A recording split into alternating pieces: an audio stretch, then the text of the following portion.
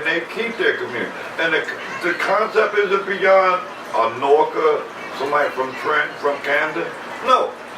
Again, like we share the belief that the only people that want to live nasty like that is rats. But if you clean it up, you'll never see rats and roaches. If I take all the garbage and stuff off the street, you'll never see nobody standing out on your corner. How important is it for these young brothers out here to have what they call an old head mentor? And did you have one that helped develop you? And how important is that for you to have a guy like that around? A guy, woman, whatever, somebody that's just been around the block. How important is it for them to have one and for them to actually listen to him?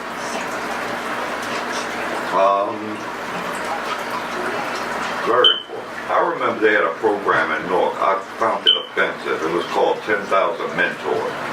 And what the program was they were supposedly had all these people that come out the mountains and were supposed to be examples to our young men. And it gave rise to the fact that it said that we as a group had nothing to give as an example, or we don't have the intellectual capacity to understand the realms of what's going on. But then you run into like a cat like me, and when you say, how do I know that we serve to be great examples? If you in the hood, you know who Uncle Dawud is. And everybody know me, and the coolest thing is I get love. I'm not no old cat that's known on some nonsense. And dig, the coolest fucking thing about like who I am is every young cat that you will run into is gonna tell you, if you got a conversation with me, it ain't gonna be about you doing no bullshit. It's gonna be about, listen, dude, why you ain't trying to make a move to get a business? Why you ain't trying to make a move to get an education? Now, I'm talking about just planting this little simple seed. It ain't to say that you got to stay there to water the seed, to nurture the seed. No. The seeds grow in the perspective that they need to grow. I can plant two seeds at the same time, and they can grow at different intervals. All my job is to toss it out there. Now, when he decides to pull it off the shelf and put it in some soil and go to nurture it, again, go back to another saying. A man's mind is likened unto a garden. It will produce whether you cultivate it or not. And that's just like these young men. Unfortunately for them, they're like fields in North, where no one's taking the time to nurture the field. They've thrown all kinds of garbage in there. They've let all kinds of weeds grow. And nobody taught this child that that's a weed, that you need to throw that out. Nobody told them that can right there, that really ain't gonna do nothing but rust you up and poison that part of you. Nobody gives a child because they gave up. It's like people gave up on these kids, man. No, well, I told you again, my generation was a sedated generation. And even now at 56, unfortunately, there's a lot in my age group still out there. It's like after like 40 years, still out there trying to do this thing, and it's like led them to doom. And it's like, well, we basically are suicidal in that. I understand now. So that's our way of trying to commit suicide. Instead of us like, you know how Joe Clark said, go up on the roof, shoot yourself. No, we want to give blame to others, where we should take responsibility for our own conduct and our actions. All right, so I mean, you talked about this earlier. What do you think you should? The thing you think you should have in place, like a fund, community fund. So, far as I just want some words of advice for some up and coming young men growing up, fathers to be, whatever, it doesn't even matter, man. Just some words of encouragement or some programs you think that we can put in place to help these guys grow and get out of the mind state that they are in. Okay, I want to address a couple of things with that. The first thing being that most of the time, we give claim that the reason that we have issues with having interactions with our children is normally the baby mother and her behavior. Again, I said it's not about her. It's not about you. It's about what part you play in the child's life and your participation. Don't worry about what she's trying to do. See, the good thing about karma is that if you're doing that which is right, your karma is going to be good. Now, if you want to support a bad karma, then yeah, your child will grow in the perspective. And like when we saying it, it goes back to this.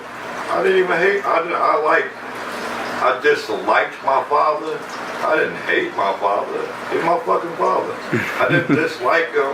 But like I said, instead of like beefing with him and getting on that type of behavior, I changed the game up.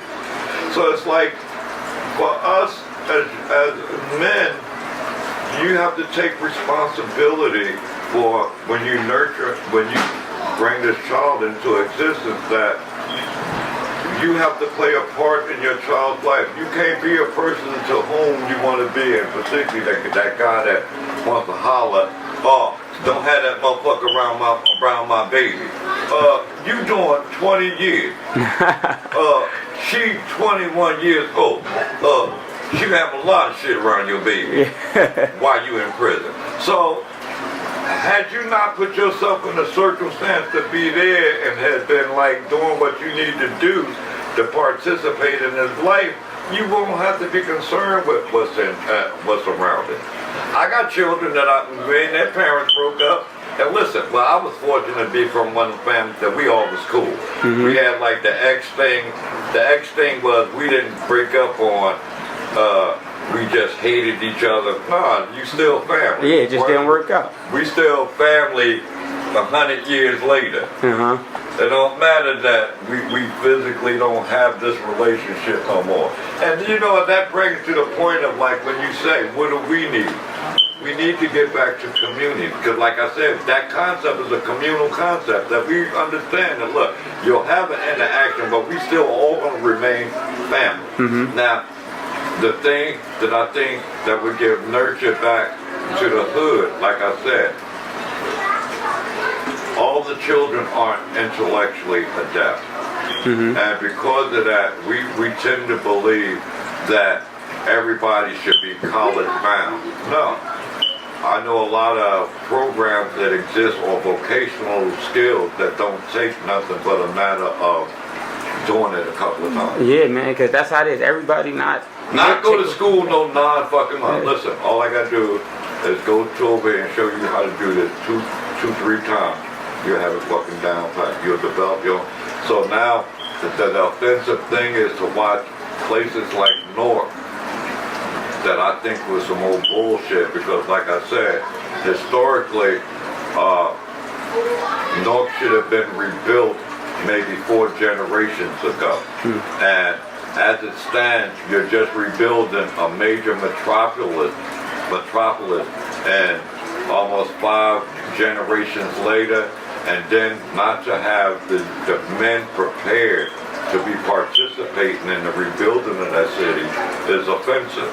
You put a dawud arena, you put the all kinds of theaters, but what was our participation? What will our participation be in the maintenance? Now I see that they have young men down there cleaning the streets, but that's the meaning. A child could do this job. No, it's the meaning. Let's call it for what it is. You just made me.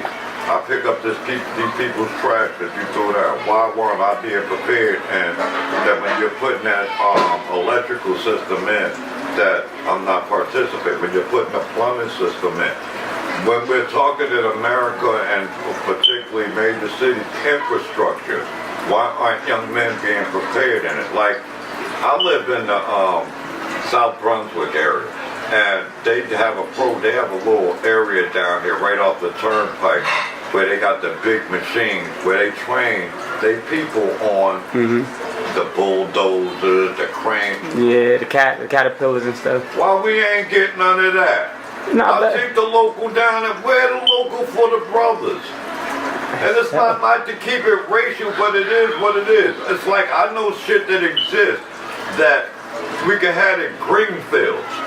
Why aren't they participating in going to industrial sites, redoing them? Why aren't we going to dredge rivers? Because we got a dirty water system. Why aren't we participating again and rebuilding the sewage systems, the street? We don't have none of that. What you do, you call outside entities To come fix to us. eat off. No, and then I'm gonna tell you another thing when you're saying that. Another pointer to our community that I think should be participating in that universal fund also is all the businesses. All the little poppy stores, all the little Chinese kung fu stores, restaurants, all the little booth stores. No, every fucking 6 months, you motherfuckers gotta donate something to the kitty for whatever particular area you at. Summer camps. You could sponsor, this store right here could sponsor 5, 10 kids a summer going to summer camp. You eating in my fucking community at $2 to $3 billion a year But it's per crazy. bodega. It goes back to our community. We're not together like that because you can go to any other community in America or anywhere. You go to a Jewish community, a Chinese community, a Puerto Rican community. You will not find a black-owned store there because they won't allow it. They're not going to let you part because, like John Henry Clark says about us, he says we're the only fools that embrace anybody without giving question as to what their intents are. And then when you've been here long enough, you understand what their intents are. You are a commodity. See, I don't even respect, no ethnicity respects you as a person, a human. They only look at you as a commodity. Yep. Show me one group that has shown you love, that has not seen you in your community as a commodity. Like the only reason I'm fucking nice to you is I gotta have my goddamn store here, and I don't want you to send your boys up in here snatch my sodas up. Nah, because what they said, you told me this when I was younger. Like you said.